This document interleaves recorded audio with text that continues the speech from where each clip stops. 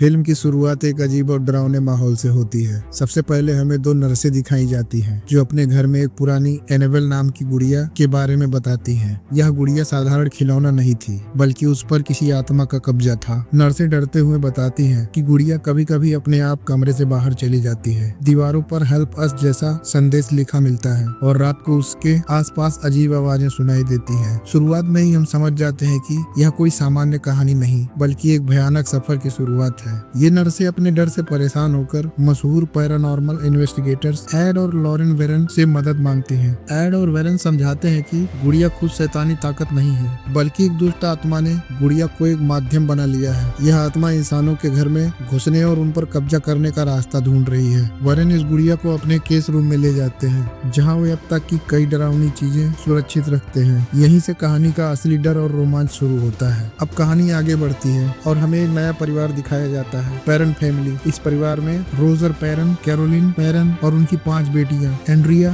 Nancy, Christine, सिंडी और अप्रैल। ये लोग रोड आइलैंड के हैरिसविल नाम के इलाके में एक पुराने बड़े और शांत से घर में शिफ्ट होते हैं। यह घर बाहर से देखने पर सुंदर और विशाल लगता है, लेकिन इसके भीतर कई रहस्य छुपे होते हैं। परिवार बहुत खुश था कि उन्हें नया घर मिल गया। वे सामान उतारते हैं और कमरों को देखना शुरू करते हैं, लेकिन धीरे धीरे छोटी छोटी अजीब घटनाएं होने लगती हैं। घर में दाखिल होने के दूसरे ही दिन परिवार का कुत्ता मर जाता है। यह पहला संकेत था कि घर में कुछ गड़बड़ है। घर की सभी घड़ियां रात के 3:07 पर अपने आप रुक जाती हैं। एक दिन कैरोलिन की पैर पर अजीब से खरोंच के निशान दिखाई देते हैं। सबसे छोटी बेटी अप्रैल कहती है कि उसे घर में रोरी नाम का एक दोस्त मिला है जिसे कोई और नहीं देख सकता। ये सारी बातें धीरे धीरे परिवार को परेशान करने लगती हैं। शुरू में वे सोचते हैं कि यह नई जगह पर एडजस्ट करने की वजह से हो रहा है, लेकिन घटनाएं बढ़ती जाती हैं। एक रात कैरोलिन सो जाती है, तभी उसे कोई खींचता है। जब वह उठती है तो कमरे में अजीब सी गंध और ठंडक महसूस होती है। बेटियां रात को दरवाजे अपने आप बंद होते हुए देखती हैं। सिंडी नींद में चलने लगती है और तहखाने की ओर जाने लगती है। सबसे डरावना पल तब आता है जब एक बेटी कहती है कि उसके बिस्तर के नीचे कोई है। जब कैरोलिन देखने जाती है तो कमरे का माहौल अचानक बहुत भारी और डरावना हो जाता है। परिवार अब बहुत परेशान हो जाता है और मदद के लिए एड और लॉरेन वेरन को बुलाते हैं।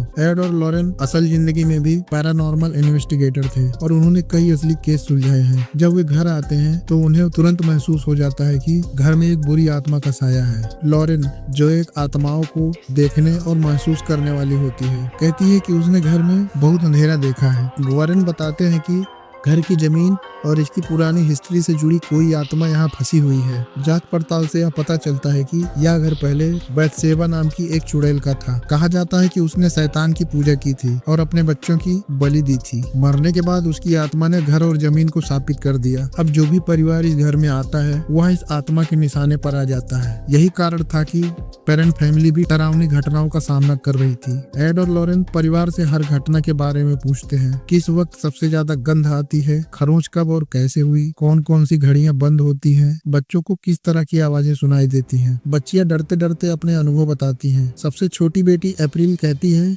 कि उसका दोस्त रोरी तहखाने में छुपता है। वेरन समझ जाते हैं कि आत्मा सिर्फ डराने की कोशिश नहीं कर रही, बल्कि पूरे परिवार को अपने कब्जे में लेना चाहती है। एड और लॉरेन परिवार को समझाते हैं कि उन्हें आत्मा के खिलाफ भूत प्रेत निकालने की धार्मिक प्रक्रिया करवानी होगी। इसके लिए पहले उन्हें पक्के सबूत चाहिए होंगे, ताकि चर्च को यह साबित किया जा सके कि यहाँ वाकई कोई शैतानी ताकत मौजूद है। वे अपने साथ टीम लेकर आते हैं। इस टीम में कैमरा लगाने वाला टेक्नीशियन, ऑडियो रिकॉर्डिंग करने वाला एक सदस्य और एड खुद जांच के लिए। अब घर में अलग अलग जगहों पर कैमरे लगाए जाते हैं। हर कमरे में साउंड रिकॉर्डर लगाए जाते हैं ताकि आत्मा की गतिविधियां कैद की जा सके। कैमरे लगते ही आत्मा अपनी ताकत और ज्यादा दिखाने लगती है। एक रात रिकॉर्डिंग में बच्चों के खिलौने अपने आप चलने लगते हैं। कैरोलिन की हालत अचानक बिगड़ जाती है। उसका चेहरा पीला पड़ने लगता है और हमेशा थकी और बीमार दिखती है। लॉरेन कपड़े सुखाने बाहर जाती है। अचानक हवा से चादर उड़कर किसी अदृश्य आकृति के ऊपर चिपक जाती है और तुरंत गायब हो जाती है। यह देखकर लॉरेन समझ जाती है कि आत्मा अब सीधे हमला करने लगी है। जांच करते हुए वेरन को घर की पुरानी हिस्ट्री मिलती है। पता चलता है कि बैतसेबा नाम की औरत इस घर में रहती थी। बैतसेबा शैतान की पूजा करती थी।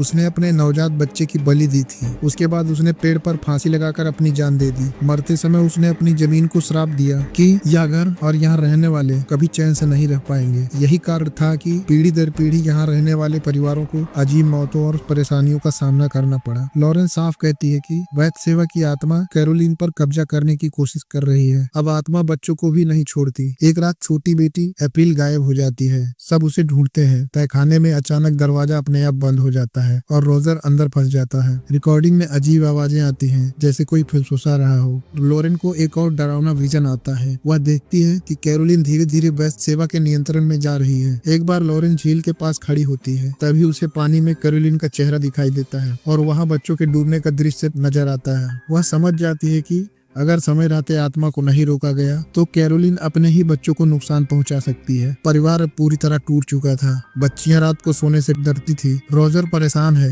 क्योंकि वह अपनी पत्नी और बच्चों को संभाल नहीं पा रहा। कैरोलिन अजीब हरकतें करने लगी है, कभी बच्चों पर गुस्सा, कभी अचानक गायब हो जाना। वरेन भी अब डरने लगते हैं कि अगर देर हुई तो कैरोलिन पूरी तरह आत्मा के कब्जे में चली जाएगी। रात के समय आत्मा बच्चों पर सीधा हमला करने लगती है। सिंडी का नींद में तहखाने की ओर जाना और वहां जोर से दरवाजा बंद हो जाना। क्रिस्टीन का चिल्लाते हुए कहना कि कोई उसका पैर खींच रहा है। एंड्रिया और नैन्सी का कहना कि कमरे में कोई औरत है जो उन्हें देख रही है। एक बार कैमरे में साफ दिखता है कि क्रिस्टीन के बाल हवा में उठ जाते हैं और कोई अदृश्य ताकत उसे घसीटने लगती है। सब मिलकर बड़ी मुश्किल से उसे छोड़ाते हैं। ये पल इतना डरावना होता है कि वरेन समझ जाते हैं अब मामला चर्च को दिखाना पड़ेगा। एड चर्च से संपर्क करता है और भूत भगाने की धार्मिक प्रक्रिया की अनुमति मांगता है, लेकिन चर्च कहता है कि बिना पक्के सबूतों के यह संभव नहीं है। एड परेशान हो जाता है क्योंकि उसके पास इतना समय नहीं है। आत्मा दिन ब दिन शक्तिशाली हो रही है और कैरोलिन पर उसका नियंत्रण मजबूत हो रहा था। लॉरेन एड से कहती है कि चाहे चर्च की अनुमति मिले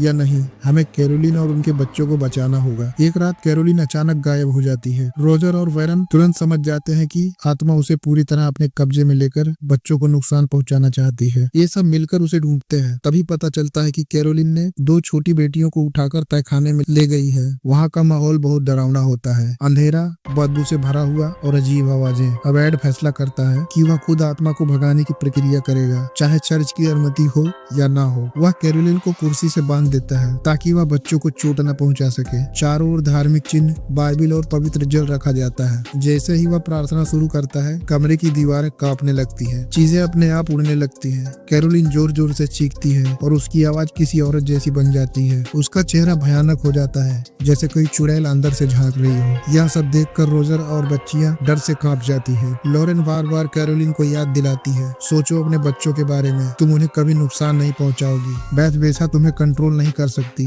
लॉरेन अपनी साइकिक ताकत से कैरोलिन की असली आत्मा तक पहुंचने की कोशिश करती है। वह उसके दिमाग में उसके बच्चों की यादें जगाती है। हंसते खेलते पल, छोटी अप्रैल का मुस्कुराना, सबका साथ बैठकर खाना खाना, इन यादों से कैरोलिन का असली मन मजबूत होने लगता है। वैद्य सेवा अब पूरी ताकत लगा देती है। कैरोलिन चीखते हुए कुर्सी से छूटने की कोशिश करती है। कमरे का तापमान अचानक गिर जाता है, बिजली के बल्ब फट जाते हैं, तहखानों की दीवारों पर अजीब निशान उभर जाते हैं। एड पूरे विश्वास के साथ प्रार्थना करता है और कहता है, मैं तुम्हें आदेश देता हूँ कि इस औरत का शरीर छोड़ दो। आखिरकार कैरोलिन जोर से चीखती है और अचानक चुप हो जाती है। उसका शरीर ढीला पड़ जाता है। कुछ देर तक सबको लगता है कि शायद वह मर गई, लेकिन धीरे धीरे उसकी सांसें सामान्य होने लगती है। जब वह आंखें खोलती है तो उसका चेहरा शांत होता है। अब वैद्य सेवा का कब्जा खत्म हो चुका था। वरेन, रोजर और लॉरेन राहत की सांस लेते हैं। बच्चियां दौड़कर अपनी माँ से लिपट जाती हैं। सूरज निकलने के साथ ही घर का माहौल बदल जाता है। वह भारीपन, ठंडक और डर अचानक गायब हो जाता है। एड और लॉरेन घर से निकलते हैं। एड कहता है, एक और परिवार को हमने बचा लिया। वे अपने ऑकल्ट म्यूजियम में लौटकर एनेबल गुड़िया वाली अलमारी में एक नई चीज जोड़ते हैं, पेरेन फैमिली के केस का प्रतीक। कहानी यहाँ खत्म होती है, लेकिन हम लोग जानते हैं कि एड और लॉरेन की यह एक केस फाइल थी। उनके सामने अभी और भी डरावनी चुनौतियां आने वाली हैं।